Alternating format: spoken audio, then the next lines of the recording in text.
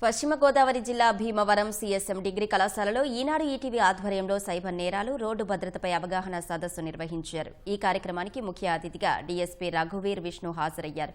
ప్రతి విద్యార్థి క్రమశిక్షణతో చదువుకొని తల్లిదండ్రుల ఆశయాలను నెరవేర్చాలని డీఎస్పీ సూచించారు. సైబర్ నేరాలు, మాదక ద్రవ్యాలు, భద్రతా ప్రమాణాలపై విద్యార్థులకు సూచనలు చేశారు.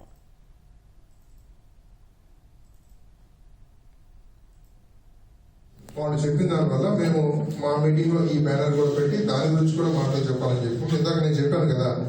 సో బైక్ రైడింగ్ అప్పుడు కంపల్సరీగా హెల్మెట్ పెట్టుకోండి. ఒకసారి వచ్చి చూడండి, ఎప్పుడైనా మీరు యాక్సిడెంట్ జరిగినప్పుడు జనరల్గా ఇప్పుడు మనకి ఏం టెండెన్సీ వచ్చిందంటే రోడ్డు మీద ఏదైనా యాక్సిడెంట్ జరిగితే వెళ్ళిపోతారు జనాలు. అక్కడ ఎవరు నిలబడాలి కనీసం చూసి భయపడి నాకెందుకు నేను వెళ్ళిపోతారు. అలా కాదు, మనం ఒక నిమిషం ఆగండి.